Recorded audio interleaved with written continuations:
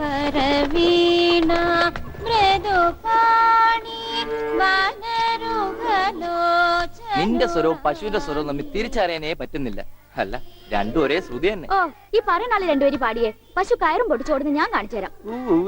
ഇപ്പൊ എത്ര കുട്ടികളായി? അല്ല, സംഗീതം പഠിക്കാനേ. എത്രയായാലും ഗോപിയേട്ടൻ എന്താ? അല്ല, കാശിമണി വാരി കൂട്ടുന്നുണ്ട്. ആ, കൂട്ടിക്കോ, ആവശ്യം വരും. നമ്മുടെ കല്യാണം ചെറുതായിട്ടൊന്നുമല്ല ഞാൻ നടത്താൻ ഉദ്ദേശിച്ചിരിക്കുന്നത്. 7 നില പന്തലിട്ട ഒരു 2 നില കുറച്ചുകൂടെ? അല്ല, ഉയരം കൂടുന്തോറും വീഴ്ചയുടെ ആക്കും കൂടുന്നു പഴമക്കാര് പറയാറുണ്ടേ. എന്തു പറഞ്ഞാലും നിന്റെ ഈ തറുതലുണ്ടല്ലോ, അത് കേൾക്കാൻ വേണ്ടി മാത്രം നിന്നോട് ഞാൻ ഈ കച്ചവടത്തിൽ കൂടുന്നു. ഓ, എന്ത് സഹായാന്നറിയോ? 110 കമ്മീഷൻ വാങ്ങുന്നുണ്ട്, ഞാൻ അറിയാതെ ചില തരികടയുണ്ട്, ഒക്കെ ഞാൻ അറിയണ്ട് കേട്ടോ. നിന്റെ ഒരു കാര്യം, ഞാൻ ടൗണിൽ പോകുന്നുണ്ട്. നിനക്ക് എന്താ വേണ്ടേ? ചാന്ത്, പൊട്ട്, കുപ്പിവള? എനിക്കൊന്നും വേണ്ട. ഞാനൊരു സാധനം നിനക്ക് വാങ്ങിച്ചു തരും. എനിക്കൊന്നും വേണ്ട, പറഞ്ഞേക്കാം. എന്റെ കണക്ക് തീർത്തിട്ട് കാശ് ഇങ്ങോട്ട് കൃത്യമായിട്ട് എത്തിച്ചാ മതി. നാളെ ചിട്ടിക്ക് വെക്കാനുള്ളതാ. നിന്റെ ചിട്ടി നീ വട്ടം എത്തിയില്ലേ? കൊറേ കാലം ആയല്ലോ ഇത്.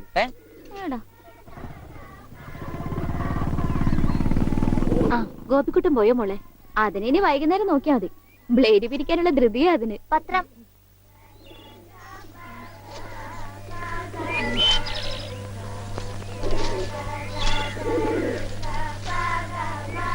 ദേ അമ്മേ, മാഷ് കൊടുക്കാറുള്ള പരസ്യം ഇന്നും വന്നിട്ടുണ്ട്, നോക്കട്ടെ.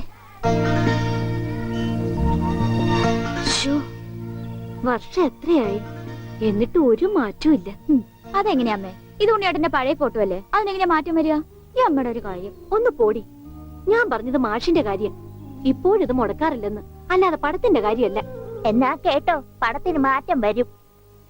പത്മനാഭൻ ഒരു പടം വരക്കാരനെ എങ്ങാണ്ട് ദൂരെന്ന് കൊണ്ടുവന്നിരിക്കുന്നു. ഉണ്ണി ഇപ്പൊ എങ്ങനെ ഇരിക്കണോന്ന് അയാൾ വരയ്ക്കൂത്രേ. പിന്നെ ഇടത്തെ ചെവി ഒരിത്തിരി ചെറുതാട്ടോ. അതെ അതെ അതെ. പിന്നെ മൂക്ക് എങ്ങനെയാന്ന് അറിയണമെങ്കിൽ ഈ മൂക്കിലോട്ട് നോക്കിയാ മതി. ഓ, പിന്നെ കണ്ണും പിരിയും മാഷപ്പോലെ തന്നെയാ. പിന്നെ എന്തെങ്കിലും കള്ളത്തരം കാട്ടിയിട്ടുണ്ടെങ്കിൽ ഈ മാഷയുടെ കൂട്ടൊരു കള്ള നോട്ടവും ഉണ്ട്. നല്ല നെറ്റിയുണ്ടായിരുന്നു. ഈ മുടി ഇങ്ങനെ നെറ്റിയിലേക്ക് വീണ് കിടക്കുന്ന കാണാൻ നല്ല രസമുണ്ടായിരുന്നു. പിന്നെ ആ മുതുകിലൊരു മറുകുണ്ടായിരുന്നു. മുതുകിലെ മറുക എങ്ങനെയാ മോളെ പടത്തി വരയ്ക്കുന്നത്? അതിനെന്താ, ഒരു കറുത്ത കുത്തിട്ടാ പോരെ? ഇവിടെ റെസ്റ്റ്, ഞാനിപ്പോ വരാം.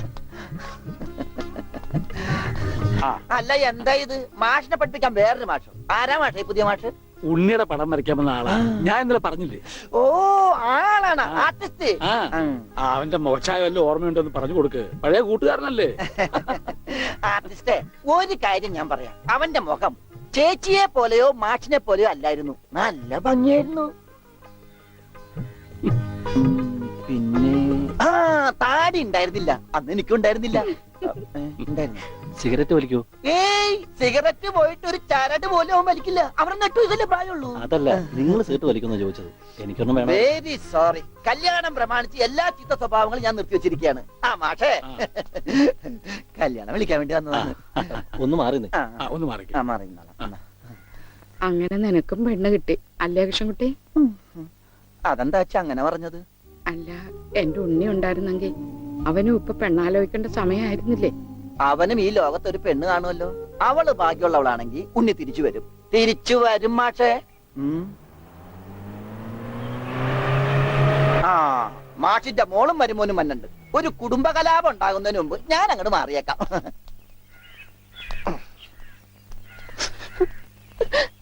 എന്റെ കല്യാണമാണ്, കുടുംബസമേതം വരണം. ഞാനൊരു കല്യാണം കഴിച്ചതിന്റെ പ്രശ്നം ഇതുവരെ തീർന്നിട്ടില്ല. അപ്പോഴാണ് അവന്റെ കല്യാണം. സ്ത്രീധനത്തുക ബാക്കി തരാനുള്ളത് തന്നിട്ടില്ല. എന്നാ പിന്നെ മാസാമാസം അതിന് ഇൻട്രസ്റ്റ് തരാന്ന് പറഞ്ഞിട്ട് അത് തന്നിട്ടില്ല. സ്ത്രീധനം തരാനോ ഇൻട്രസ്റ്റ് ഇല്ല. അതിന്റെ ഇൻട്രസ്റ്റ് തരാനുള്ള ഇൻട്രസ്റ്റ് നിങ്ങൾക്ക് ഇല്ലെങ്കിൽ പിന്നെ അവളുടെ കൂടെ ജീവിക്കാൻ എനിക്ക് എന്താ ഇൻട്രസ്റ്റ്? ഓമനക്കുട്ട, തൽക്കാലം നീ അകത്തേക്ക് ചെല്ലേ. ഞാൻ അകത്തേക്ക് ചെല്ലാൻ നല്ല കാര്യമായി. എനിക്ക് അവകാശമില്ലാത്ത വീട്ടിൽ ഞാൻ കാല് കുത്തില്ല. എന്തേ പോവേണ? തീർന്നിട്ടില്ല. പറപ്പിച്ചേ. ഡോണ്ടു ഡോണ്ടു.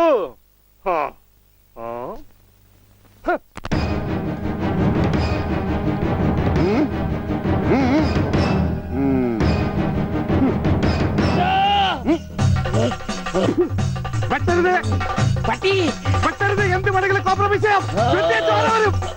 ഓടി വരണേ. അയ്യോ അയ്യോ അയ്യോ. പെട്ടെന്ന് കുറയും.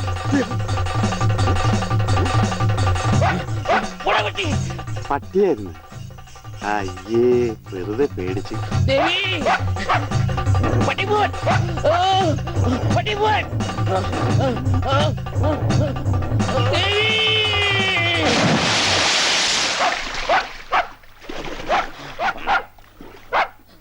ഒരു പട്ടിപിടുത്തക്കാരനെ കൊണ്ടുവരണമെന്ന് പറയാൻ തുടങ്ങിയിട്ട് എത്ര കാലമായി? ഈ പണ്ടാരം പിടിച്ച പട്ടിക്കാരനെ ഈ കുളത്തിൽ ചാടാനേ എനിക്ക് നേരെ ഉള്ളൂ. അതെനിക്കറിയായിരുന്നു. ആ അതല്ലേ വെളിച്ചപ്പാടിനെ കല്യാണം വിളിക്കാൻ ഞാൻ ഇവിടെ തന്നെ കാത്തിരുന്നത്. ഇങ്ങോട്ട് കേറി വാ, കല്യാണക്കുറി തരാം. ഇപ്പൊ ഒന്നാ ശരിയാകത്തില്ല. ആ നായന്റെ മോൻ ഈ പരിസരത്ത് എന്നെ കാണും. ആണോ? ആ വഴിയുണ്ട് വെളിച്ചപ്പാടേ. ആ, എന്നാ, ഈ പാർസല് ഒന്നങ്ങാട് എത്തിച്ചേരി. ചെല്ലി ചെല്ലി. എന്നാണോ കല്യാണം? അതൊക്കെ അതിൽ അച്ചടിച്ചിട്ടുണ്ട്. എടുത്തു. അല്ല വെളിച്ചപ്പാടെ, വെളിച്ചപ്പാടിനെ മാത്രം ഈ പട്ടിയിട്ട് ഓടിക്കുന്നെന്താ? അത് പിന്നെ പട്ടി പിശാചല്ലിയോ, ഭഗവതിയെ കണ്ട ഓടിക്കും. ആ ഈ നാട്ടില് വേറെ പട്ടിയുണ്ടല്ല, പക്ഷെ പഞ്ചവർണ്ണത്തിന്റെ പട്ടി മാത്രം ഭഗവതി ഓടിക്കുന്നത് എന്താണെന്ന് എനിക്ക് മനസ്സിലാകാത്തത്. അത് നമ്മുടെ പഞ്ചവർണ്ണത്തിന്റെ പട്ടിയാണോ? ആണോ വെളിച്ചപ്പാടെ? ആണോ വെളിച്ചപ്പാടെ? അതെ അതെ, വെളിച്ചപ്പാട് മുങ്ങി. എന്റെ കുറി നമസ്കാരം. ഈ മാസം 10-ാം തീയതി എന്റെ കല്യാണമാണ്. കുടുംബസമേതം വരണം. ആ വലത്തെ കൈണ്ട് വാങ്ങ ഐശ്വര്യമായിട്ട്.